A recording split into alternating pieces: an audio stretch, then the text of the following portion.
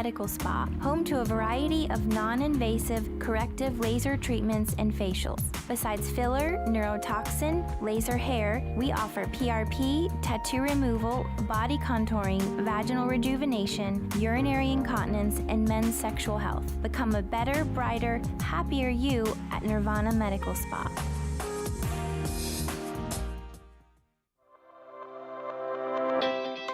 The Ocala Golf Club, one of Ocala's premier golf courses, from its pristine 18-hole course layout to its amazing pro shop. Jason Linhart and the staff at Ocala Golf offer everything that you need for your golf outing. That's the Ocala Golf Club. Experience country club style golf at municipal prices. You won't go wrong with the Ocala Golf Club. Call them for a tee time today, 352-401-6917.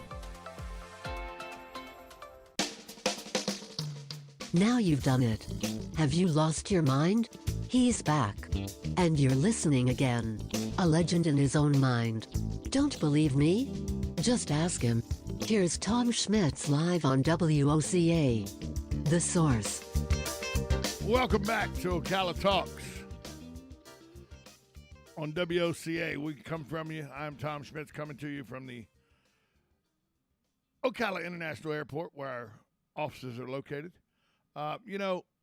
It's well documented over the last year and a couple months that I've had some heart issues. Heart disease and stroke claim the lives of nearly 1 million people each year. Despite being largely preventable, I was one of the lucky ones.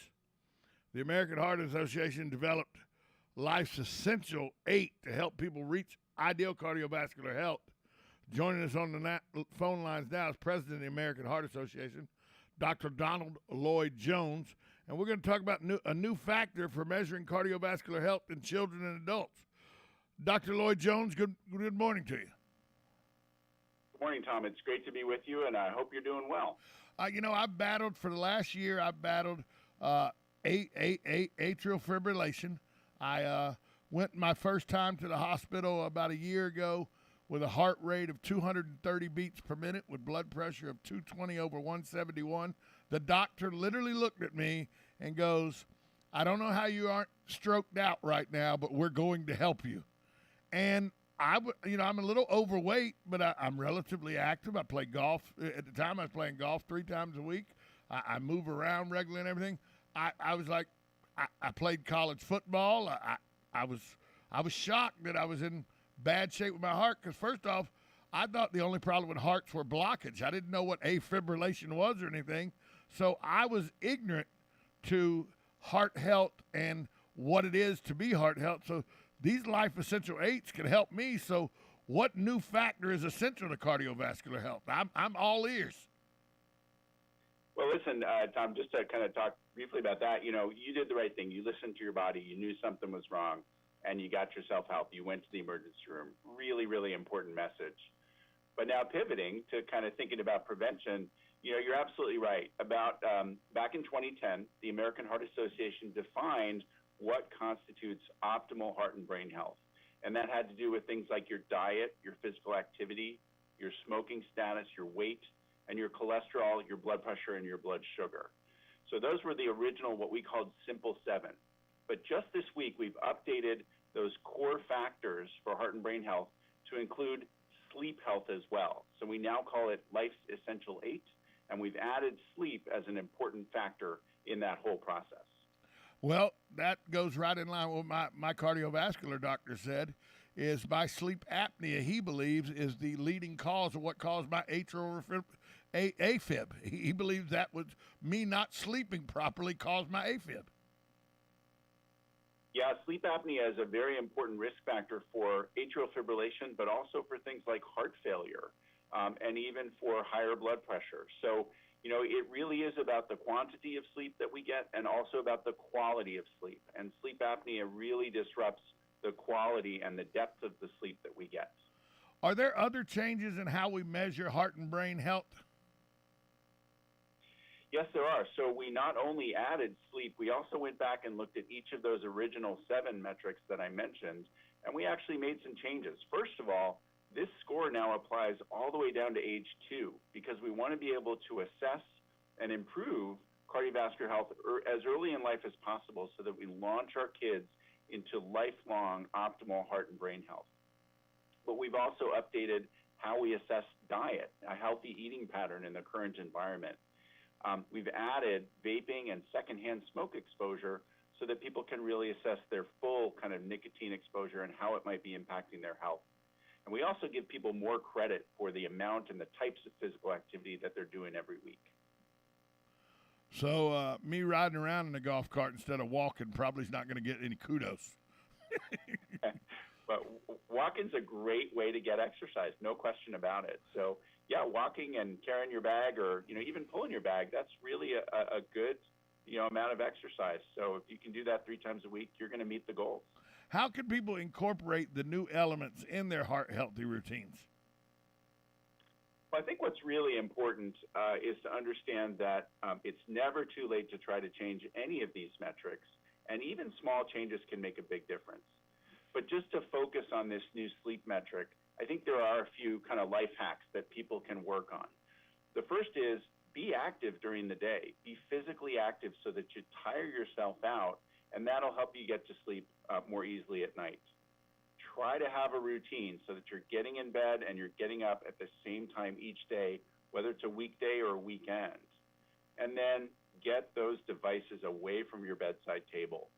When we have a bright light shining in our face or if we're engaging with content on our phone, it's harder for our brain to switch off and allow us to get to sleep. And then finally, try to avoid heavy meals, caffeine, or alcohol within the few hours before you go to bed, because they'll keep you up longer as well.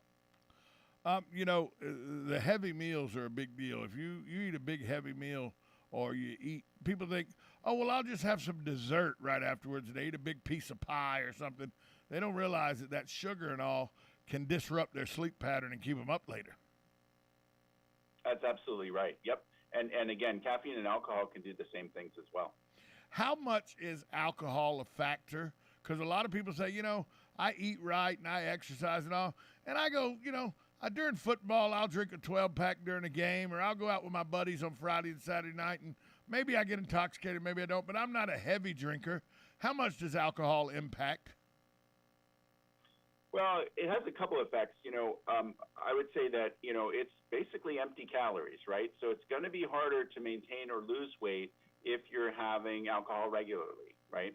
And so that's one feature of it. But the other feature is that, as we metabolize the alcohol, and this is why nighttime alcohol might not be a great idea, as we metabolize it, our body turns that alcohol into formaldehyde. Yeah, formaldehyde, which is a preservative. It's what we embalm people with, in a sense, right? That formaldehyde is really irritating to your blood vessels. So it actually activates you a few hours later when the formaldehyde levels are high in your blood. It tends to wake people up, but it also drives your blood pressure up overnight. So there are a lot of downstream effects from alcohol. And so I think moderation is a really important approach for a lot of people. Everything in moderation, including moderation. That's my goal. There you go. Doctor, we've talked about quite a few things today. If people didn't have a chance to jot all this down, or they need to go back and just really look into it, where can you steer people to go get more information about this very important subject? Because you only got one heart, and if it quits, you quit. You got it. So people want to learn more, they can go to the American Heart Association website, which is heart.org. Just that simple, heart.org. And they can actually take their own Life's Essential 8 assessment to get their cardiovascular health score, and then click through to content so they can figure out what things they might want to maintain or improve. So lots of good information at heart.org. And always be honest with your doctors. That helps as well. It certainly does. We can't help you if you're not helping us. Dr. Donald Lloyd-Jones, President of the American Heart Association. Doctor, thank you, and thank all cardiovascular doctors, especially mine that kept me going. Without you guys, there'd be less people on the face of the earth, so thanks for all you do. Well, great to be with you, Tom, and certainly wishing you the best health. Thank you. Heart health, you only got one heart. If it goes out, you go out. That is what my doctor impressed upon me. Dr. Patel said, Tom, you can do what you want to do. I'm telling you that these are the things you need to do to get your heart better. I'm telling you the things you need to do so you don't constantly have heart issues. But if you don't want to do them, that's fine. I can't make you do them, but you only got one heart. And he said, and when it stops, you stop. Out of all the things he told me, that set with me more than anything else. When it stops, you stop. Wait, that's common sense. Look, we come back to the same theme. We'll take a break. We'll be back. Hour number 3, just around the corner. 1370 AM, 96.3 FM. This is WOCA, The Source.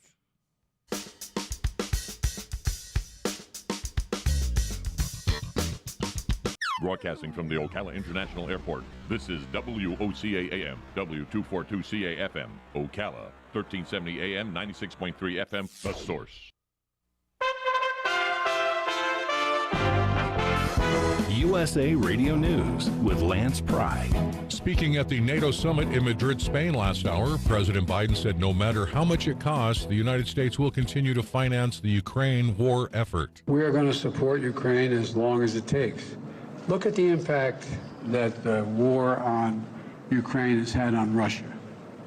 They've had to renege on their national debt for the first time since the beginning, almost well over 100 years. They've lost 15 years of the gains they made in terms of their economy. Inflation is rising at the fastest rate in decades as the Fed moves aggressively to contain it. Numbers released today by the government indicate prices for goods and services rose 0.6% last month, or 6.3% from the previous year. 2 months ago, the figures were 0.2% and 6.3% respectively. Thanks for listening. We are